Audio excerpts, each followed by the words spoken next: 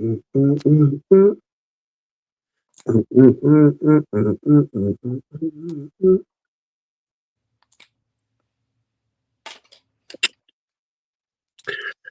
Let the countdown begin. Let the countdown begin. Just waiting for. Okay, here we go. What's going down, everybody? It's your boy, Mr. Soul Effect, with Shouty from the R&B Talk Show. I am the podcast host, DJ, and journalist. And standing on the side over here is R&B singer and songwriter.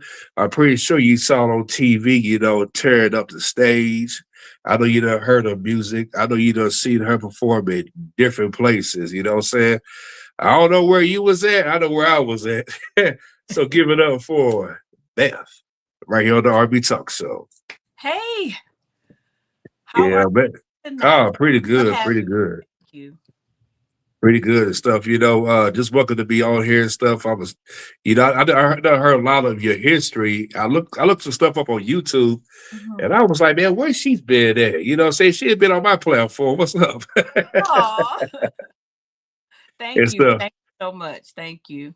No problem. Now I want to talk about your latest single you put out last year was called Call Me. Yes. And how did that song come about? That song was on my most recent album called Get to Know Me. And I remember when I heard the track and it was produced by Marcus Divine. And I remember I was actually on season 16 of The Voice. I was out in California and I was going on Facebook. I was just scrolling through Facebook and he was online and he was just playing the track. And he said he had made the track for his daughter. And I remember reaching out to him and telling him if she decided not to use the track, I would love to be able to sing on it and write on it. And his daughter ended up not using it, and the rest is history. So we released it on the album. It was on the album, and then we released it as a single with the full video as well, because we really like that song and we tried to poll people to see what songs they like or which are Yeah. their favorites on the album. And that was the song that kept coming back to us, that people said they really, really liked it and they wanted to see a visual. So we did that. Yeah, when I heard the single and I saw the video on YouTube and stuff, and I always say that when you have a great song, you get a great reception. It's good to shoot a video behind it. And I get it, like if you don't have a business relationship with a field director, it's gonna be somebody from out of town, be like, hey, look, listen, I'll do whatever you need me to do. Let's make this happen. Mhm, mhm. Yeah, we love the song, and I'm honored because it's been nominated for a Snub Award, which Oh that wow. ceremony will be in August, and it's I'm nominated for like best new song or something. I may probably messing up the category, and I'm so sorry for that. I know Ron is No, that's all good. tell me, but yeah, I'm really excited about the song.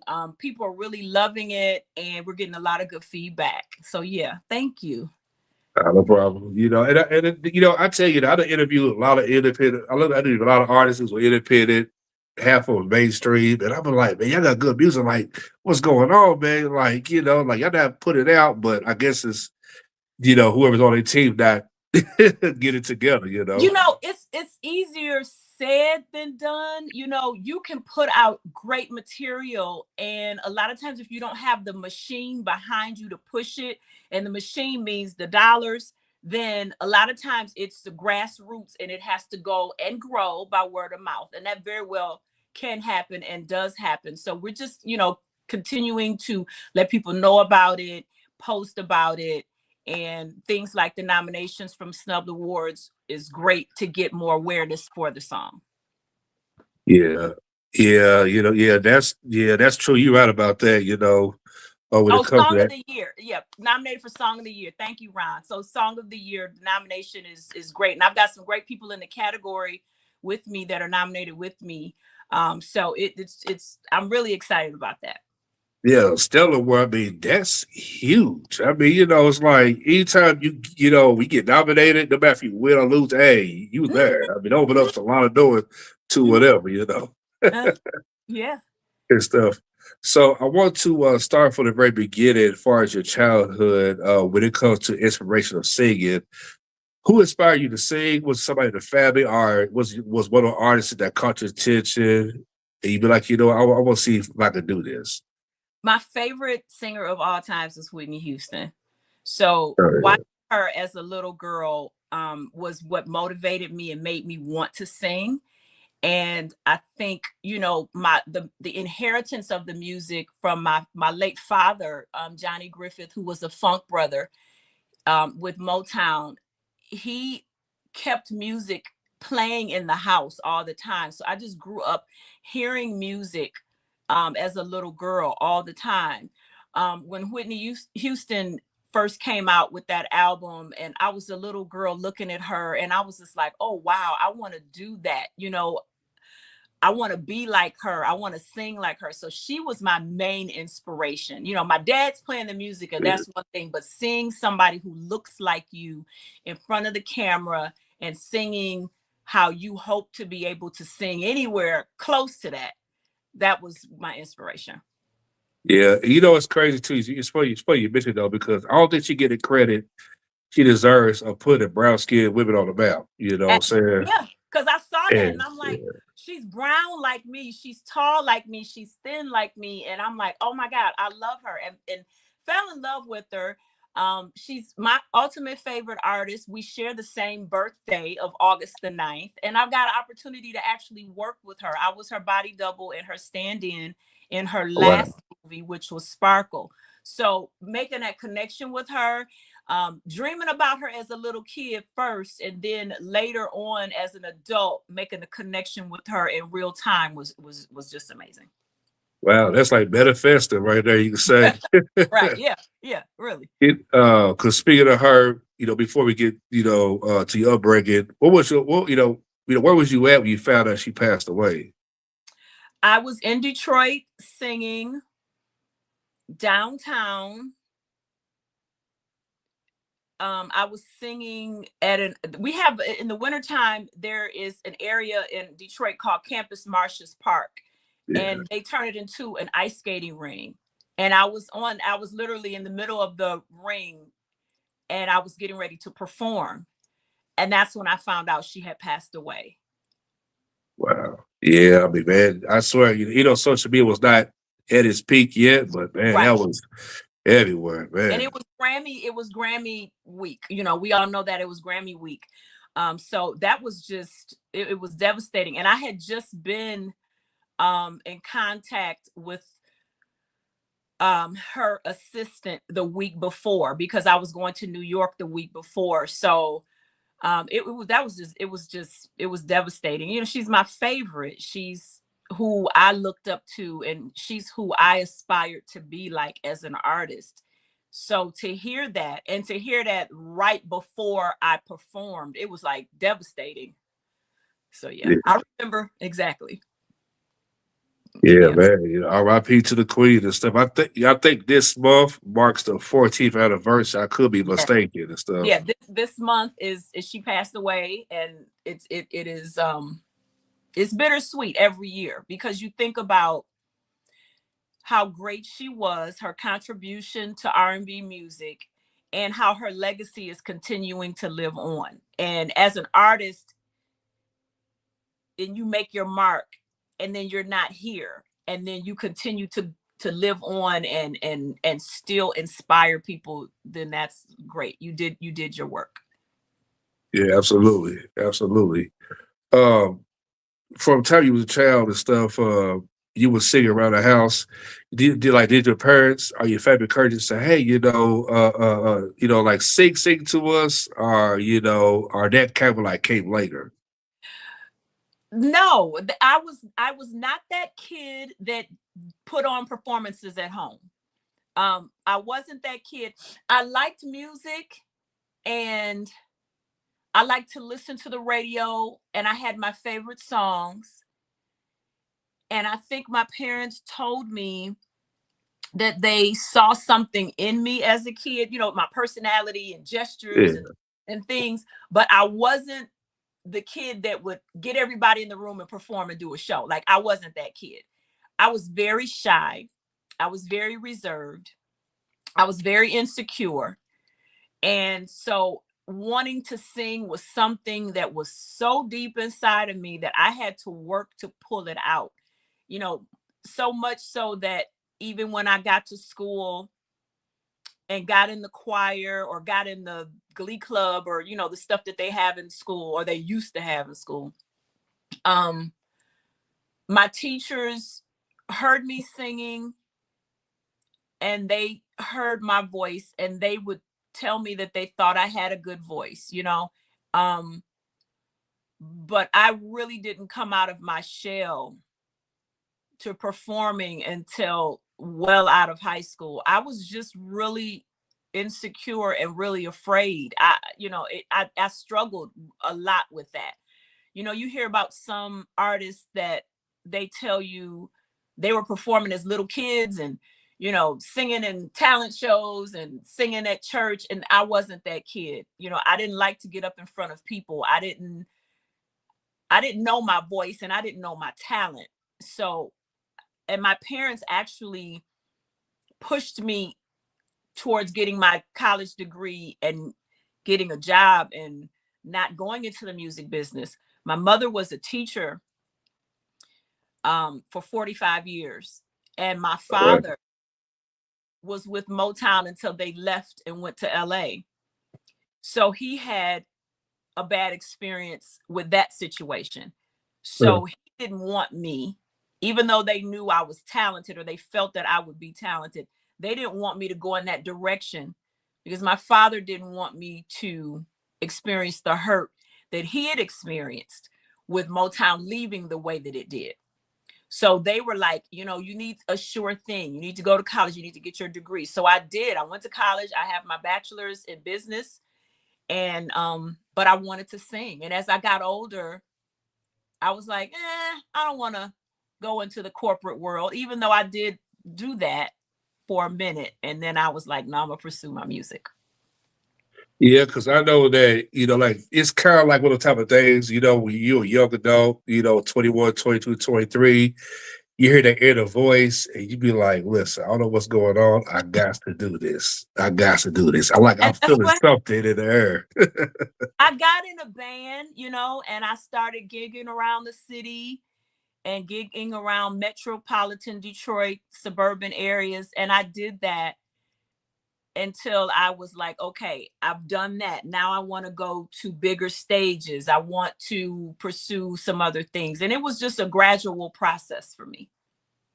Well, so fast forward up a bit. Oh, you know what? I just realized you're from Detroit, Michigan, and Yeah. that's where my great uncle, his kids, I got his a gang of family members. That's like my second home right there. So shouts to Detroit, you All know. right. What up, though? What up, though? Yeah, I meant to ask you, do you ever like whenever you go back home, you ever visit the Motown Museum?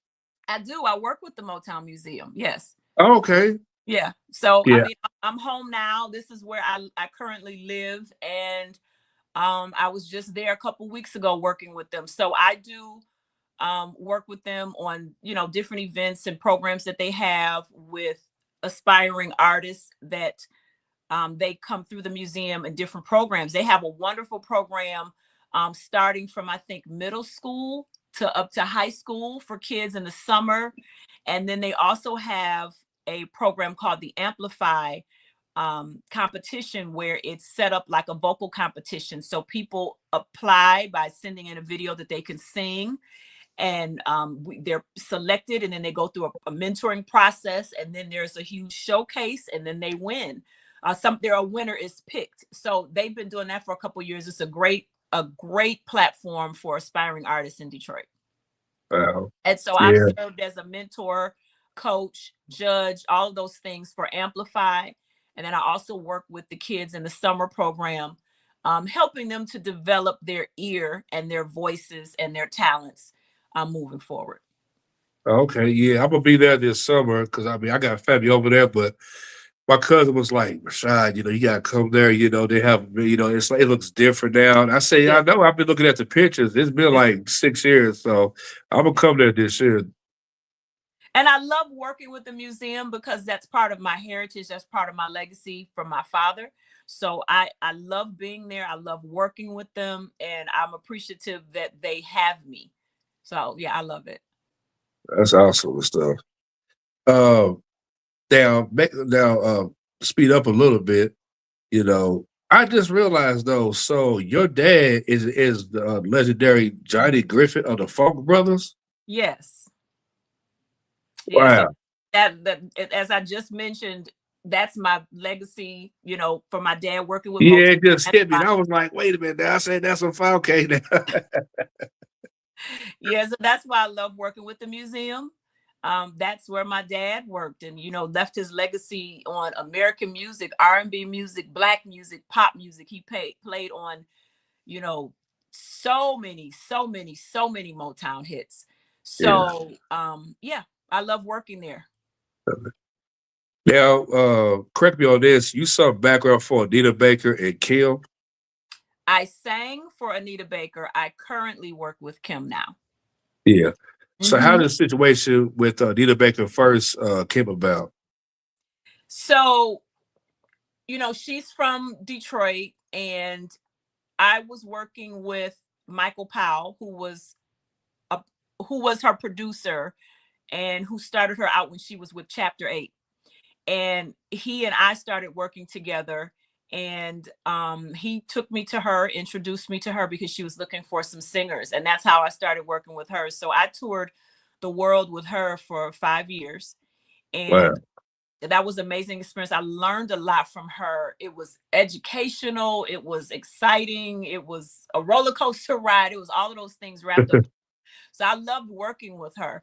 And a lot of the things that I watched her do and I learned from her and that she told me, it shaped the type of artist that I am now. And then with Kem, I met him actually on the set of Sparkle when they were filming it, because they filmed it here in Detroit, and he had a cameo role in the movie. So I met him. He was looking for some singers, and we met actually on the movie set because, like I mentioned earlier, I worked on the set. I was Whitney's body double and her stand-in. So I met Kem on set, and then after the movie filmed, and maybe a couple months later, I end up going out on the road with him. So I've been with Kem for about 10 years. Wow. Did that kind of like, give you the confidence, like how to work an audience and stuff, because, of course, each state you go to, it's like, how people in Oakland, how they act, how DC is and Miami and New York and stuff. Did you get your vibe of like, okay, when I go and do my own, I know exactly what I need to do when I hit certain spots? I don't think you change per city. I think if you develop a solid show, then your show will be received wherever you go. And that is what I've learned from both of them. I've learned that from working with Anita, to have a solid show and to make sure you play the songs that your fans want to hear. The interaction with the audience, the stage presence, all of those things. I had the best opportunity in a front row seat of learning that working with Anita, as well as with Kem. I spent 6 months on the road with the Mighty OJs and was able to watch how they interacted and navigated with their fans.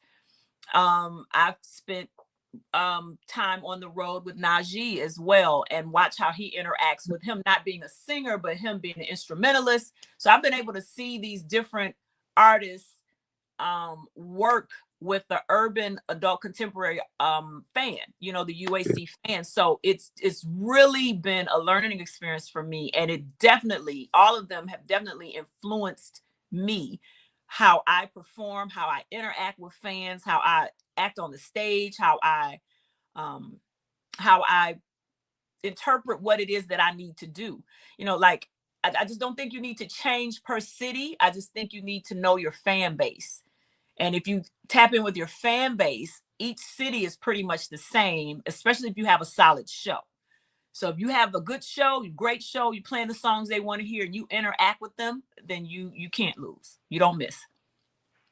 Absolutely, absolutely, and stuff, because I always wonder, when you travel and stuff, it is like, okay, I gotta sleep a little bit sleep early, I guess, so make sure that I got everything I need and stuff. 'Cause I can imagine you got certain friends, maybe family, they'll call you late at night, like, look, I can't talk to you because I gotta get up in the morning and rehearse and change up my clothes, and then get ready for tonight.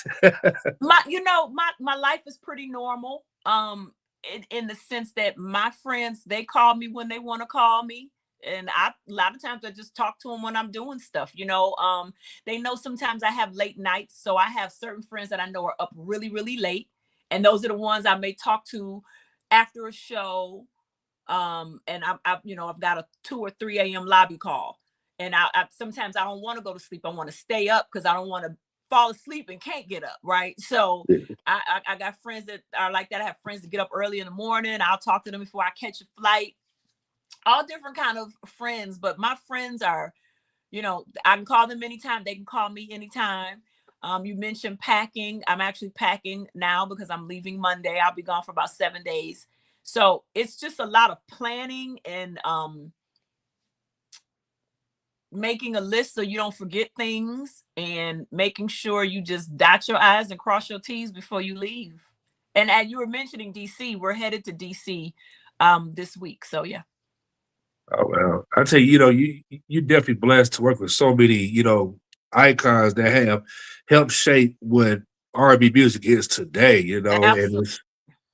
And it's amazing because like you could be in your car, you could be with a family or friends. Somebody's playing old school music somewhere. Somebody's playing the OJ's, Anita Baker, Kem in the early 2000s. So that's music that you hear on the radio. And like you said, I'm truly blessed and I'm truly grateful for the people that I've been able to work with and, open for, because I've been able to open for some legends. Like it's been a great opportunity. It's been a great ride. Yeah.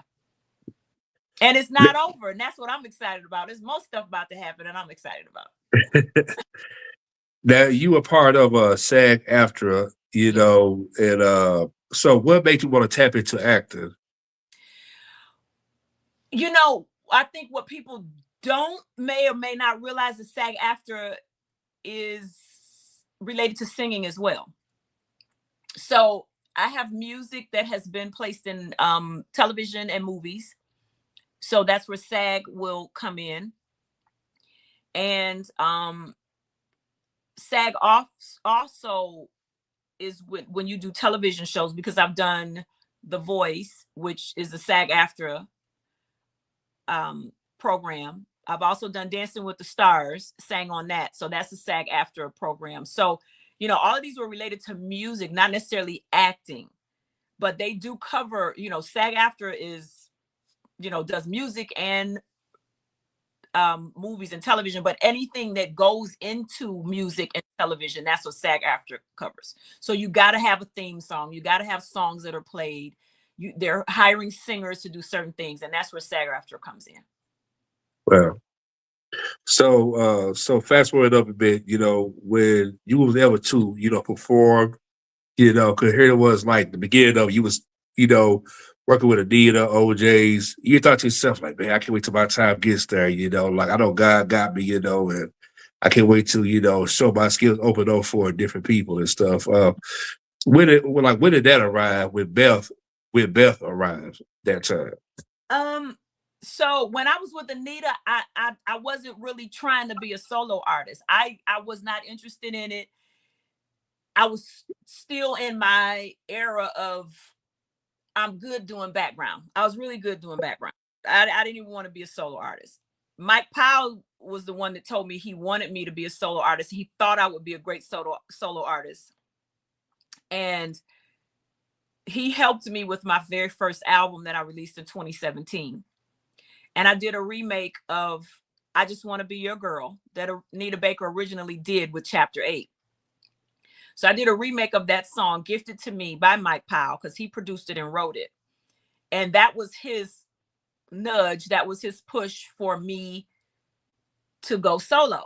So that happened in 2017. And then I think as I continued to go, the next thing that happened was The Voice. So after that, it just kind of the ball started rolling. And I was like, okay, I think I do need to attempt to be solo, try it and see what happens. So that's kind of like what happened, but that was not my initial goal to be a solo artist. I was good doing background. I was like, nah, I'm good here. You know, like I could be on the stage, you got the lights, you're traveling the world, you're doing all the wonderful things, but I didn't have the pressure of a solo artist. And it just kind of evolved. And I just think the natural progression of where I was got me to this point. Now I love it here. So I didn't know I was, yeah. uh, in 2017, you put out your first project called Free, the Right. album. And so making that album, what was like your mindset 9 years ago back then? Wow, 9 years. Whew. My goal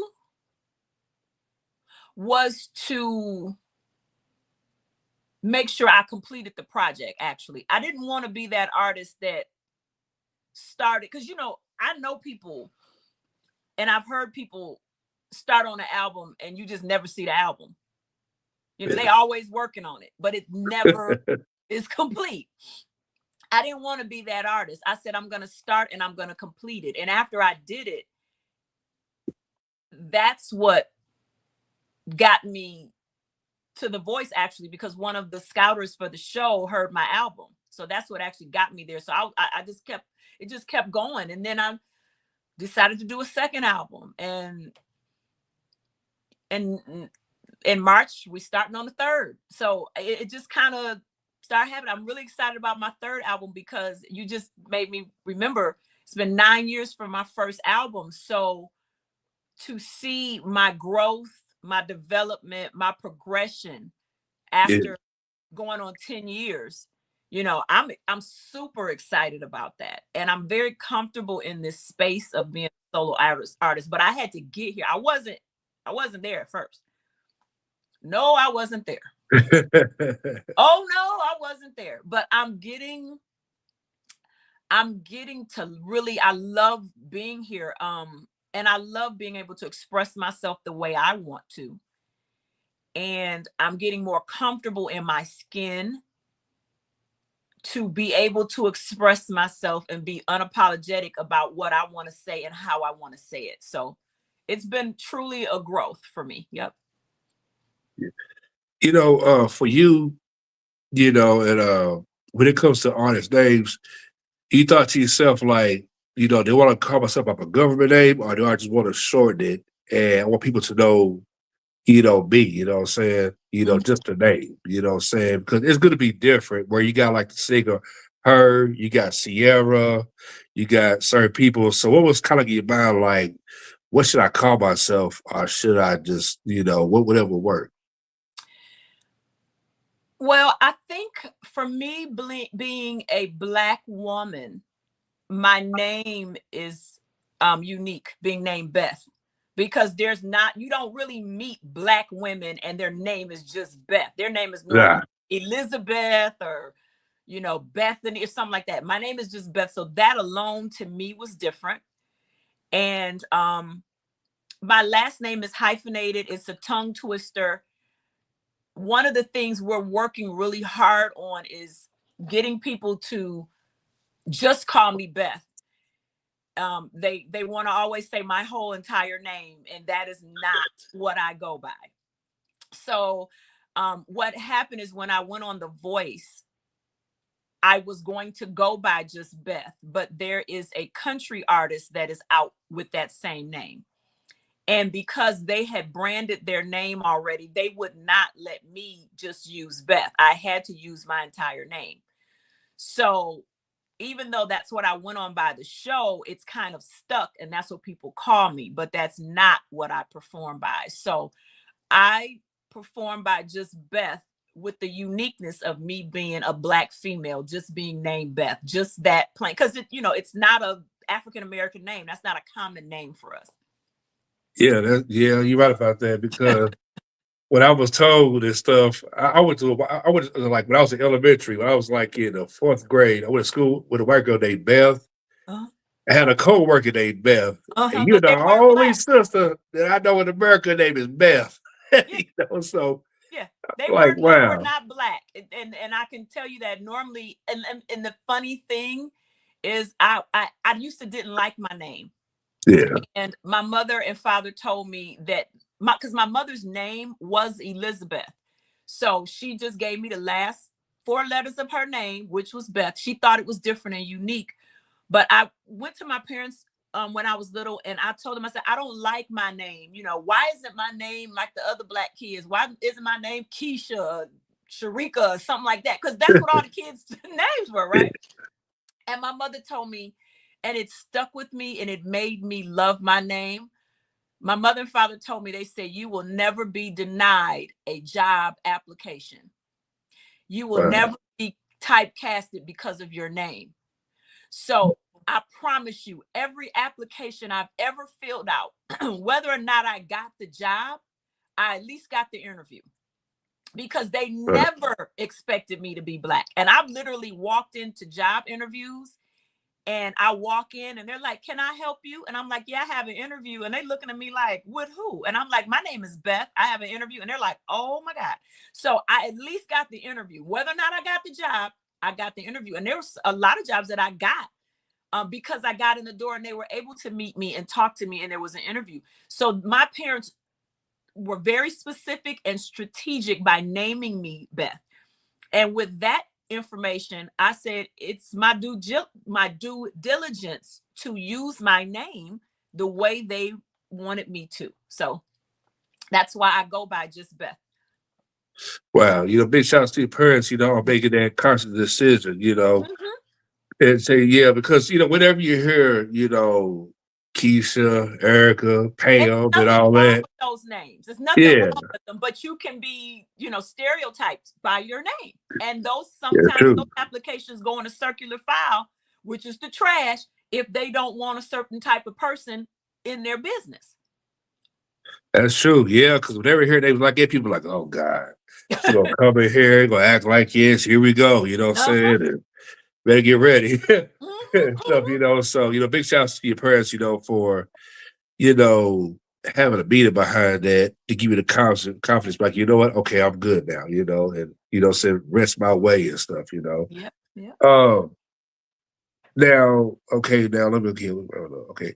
Now you share the stage, okay, with Martha Reeves, Melba Moore, who I had on the show last year, Boyz II Men, and so many more. So I'm gonna start off with Martha Reeves. So what was it like? Here it is. You are affiliated with Motown. Then share the stage with her. What was that like? With Miss Reeves, Auntie Martha, that I'm second generation Motown. I'm the child of a Motown person, and she's always loving. She's always sweet. I always love to see her, and she's a legend. And it's it's all love every time. Every time I see her, it's all love. Yeah. Big shouts to her, the icon. She never deserved her flowers. I mean, to be like one of the portion of artists that came from Motown is still here. You know what I'm saying? I mean, that's a blessing and stuff. Melba Moore. When I worked with Melba Moore, we were and this was my first time there, we were at the prestigious Carnegie Hall in New York. I got a chance to be on that stage, perform under the direction of Ray Chu. And shout out to Ray Chu. He's an amazing, incredible Ray Chu, director and arranger. And I met Ray because at one time he was the music director for Anita Baker. So that's how we met. And he was able to see and learn my work ethic then. And so he brought me in for a concert that he did. And Melba Moore did a tribute to Motown artists. And I was able to sing with her, and as well as do a solo performance of some of the Supremes classics. So she was nice, great talent to work with, a legend, and I was honored to share the stage with her. Yeah, God bless her, saying another legend that, that deserves her flowers every day. Yeah. Stuff. For you, what motivates you, to sing, and what gets you because of course we all have our days and stuff like that. But what kind of gets you that go-to, but like, hey, let's get this? I don't take it for granted the opportunities that I've had. And I will not take for granted the opportunities that have yet to come. And that's what motivates me, because I know and I remember how I felt hoping, wishing, and dreaming about what I am able to do today. So whenever I get an opportunity to be on a stage or just let alone sing, I'm grateful for it. And that's what motivates me, because I know that it doesn't have to be this way. I know that I could be still yet dreaming of doing this, but I'm doing it in real time, and I'm just, sometimes I'm overwhelmed and just grateful at the opportunities that I've had and the opportunities that I'm gonna have. And what's so crazy is I've had some opportunities and there's still millions of people that haven't even heard of me. And you know what I'm saying? So it's something I feel like I'm meant to do. And I Yeah, love it. I'm just enjoying the ride. And that's what motivates me. absolutely. You definitely blessed, because I always feel like God, writes a story about us before we even thought of, That part. He makes sure our parents are good to create us, then wherever goes on from there, what I'm saying? It's like your life could go with left, could with right, but when you're going straight forward, hey, you are good to go, Yeah. for life and stuff, Uh, when it comes to, creating songs and stuff, when you come with the concepts. So to be honest, sometimes I have sometimes I have an idea, but I was told by my great friend Mike Powell, I call him my uncle brother, Yeah, for an artist to be good and an artist to be great, they need to trust their producer. So a lot of my song concepts and things that I do come from my producers, and I trust them to pick the correct songs for me. And I trust them to know where I need to go as an artist. And I trust them to have the right ear of what the direction is that I need to go in. So I sometimes will give an idea and then, you know, yeah. let him go with it. Wow. Yeah, I like that right there, I haven't asked any artists, this in a while. I know, like most women I interview, they will say, I like the lights, dim down. I put candles. Some say, well, just I don't care what's going on. I just want to record, are you kind of like that in a way, or just kind of like the opposite? So there's no candles lit. There's no there's no incense burning, you know. We'll come up with a song after we've been writing on it, and we go in the booth and work it out. Yeah. We don't have time for all that, mood setting. Like, if you're gonna do it, do it. So that's kind of how we are. Get in there and sing, and that's kind of like how it is. Absolutely. Now you have a show coming up within what's it, week after next or next week? And was at the Winnipeg. No, that is a typo. I don't know. Something is wrong. No, so no, I do not. That's not me. Oh, okay. If something is going on with the website where it's putting somebody else's shows on my page, but that's not Oh my Lord. show. Right. Oh wow. But Yeah. next week, so I can tell you, so next week though, I leave Monday, and I will be with Kem for the week. We will be performing on the Maxwell cruise. Okay. And then we'll leave there and we'll be doing 2 nights in DC at the MGM for Valentine's Day. Oh, that's perfect though. Man, thank you for coming on here and taking the time. You know what I'm saying? Blessing us with your story, from where you was then to that moment to where you are now and stuff. I mean, I truly believe that in the future that you will get an Image Award, Oh, thank you. saying a Grammy, Thank saying BT and everything, because I done interviewed a handful of women, and I see some be blessed and some be like, I don't know about all that. but but you definitely, definitely got a future for yourself and Thank you. looking forward to it. I mean, just to, I mean, Whitney Houston, how many people that I could say that be in the same room with her? Fan is one thing, but in the same room and you working with Listen, her. it took my breath away. Like, Yeah. honestly, it did. And I remember when we wrapped up shooting for Sparkle, I was able to get a picture with her. And we shot every day for about 30 days on set. And I would see her every day and it would just blow my mind. And I'm thinking I'm her stand-in and body double. She's not paying me any attention. And one day we got a chance to chat and she knew exactly who I was and ended up telling her assistant about me. And her assistant came to talk to me maybe 2 days later to get my information and was like, Whitney told me about your conversation. And I was like, she told you about me? Like, oh my God, she knows I'm alive, and then when we wrapped shooting, I remember going up to her security asking, could I take a picture with her? Because everybody was trying to take pictures and she really wasn't taking pictures. But I remember going up to him and he was like, oh, yeah, you can come on. You were her body double or whatever.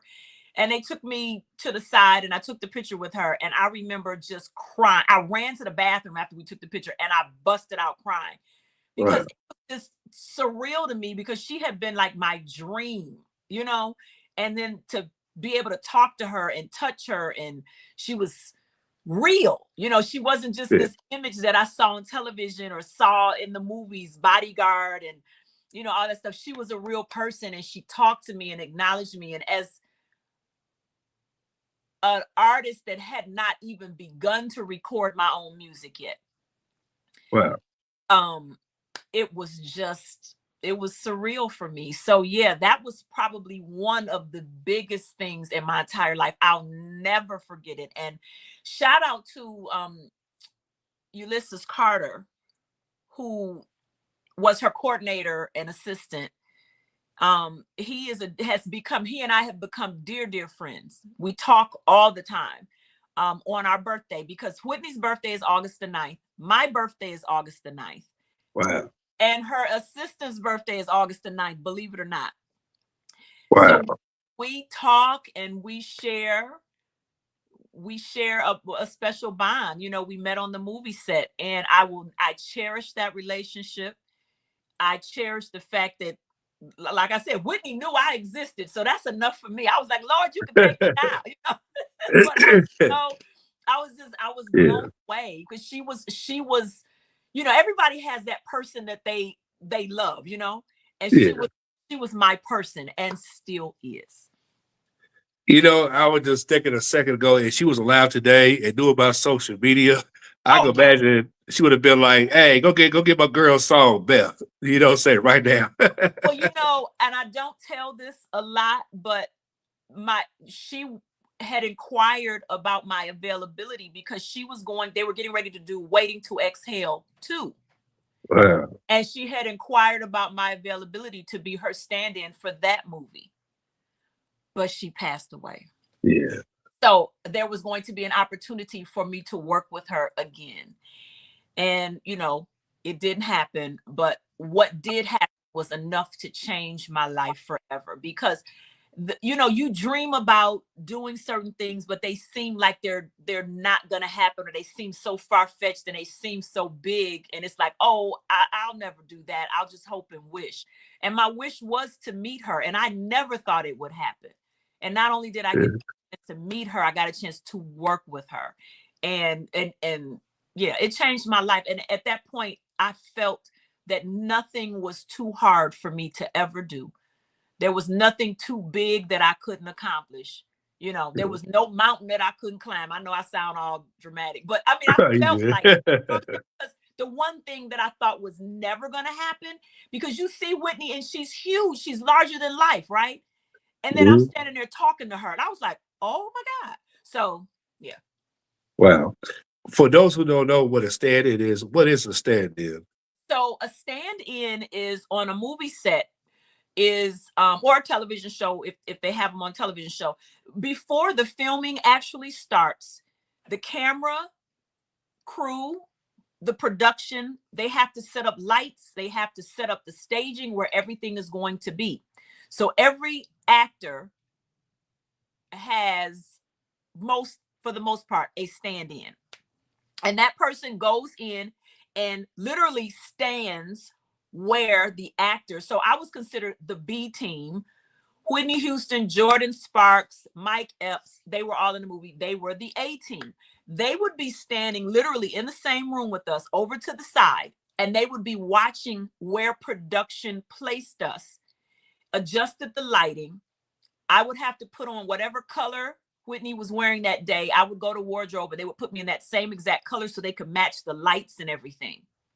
And so I would stand there, they would adjust the lights. They would be like, no, go a little bit to the right, to the left. And then they were like, okay, now walk over to the table. Whatever she was going to do, I had to do it so they could adjust the lighting, the cameras to make sure that it looked well through the lens. And she would stand there and watch me do it. And then after they adjusted everything, she would come in and actually do the scene. Wow. So that's what a stand-in does. And then That's a body awesome. double, there were some scenes that were filmed from the back of me with a wig, the same costuming that she wore. So yes, I got a chance to put on some of her clothes. So because those scenes she didn't want to film because they weren't showing her face. So they would dress me up from the back and maybe film it from the back. Absolutely. Now, okay, now the single you put out last year was Call Me. What's going to be the next single? I don't know if we probably mentioned that or not, but what's going to be the next single for 2026? I don't know what I'm going to do yet. I don't know. I'm excited to do something, but I don't know what. But I do know, I do know I'm going to have a great time doing it. I love working with my producer, Marcus Divine, and he's going to come up with something great. And I just don't know what it's going to be yet, but I'm excited on starting on album number 3. Oh man, can't wait to hear that stuff.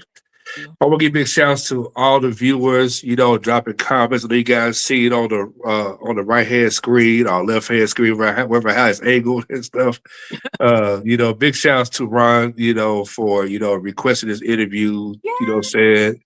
Big shouts to V Vinces, as always. She always makes it happen. I mean, it's one of the hardworking women, saying from the VA, and stuff. And man. But I tell you, like your resume or your history speaks for itself. Thank you. To me, that's legendary, status. That's, building up another chapter of your book, to see what you got, So I mean, to work with so many great people, share the same stage. I mean, I don't know two people say they actually done that. And that's in that period of time and stuff. You definitely blessed, And I thought about it because you had the same birthday as Whitney. Mm-hmm. I think her middle name is Elizabeth. Yeah. And yours is Belle. And I'm like, hey, it all makes perfect sense. Yeah, those were some of the things that when I got a chance to talk to her, I was like, we got the same birthday, and I was like, and your middle name is Elizabeth. And I'm like, my mom's name is Elizabeth and my name is Beth. And I was telling her this and she was like, what? Are you kidding me? Like, and she was like, and then you my stand-in and all these things are in common. And I was like, yeah. So it was really, it was dope. Oh man, so that's unbelievable. Yeah. But looking forward for you to come back, when you drop the next project and stuff, and talk about all the songs on the album and stuff, and looking forward to it. Ladies and gentlemen, Beth, her debut on the R&B talk show, and trust and believe she'll be back. And we talk about commercial break either.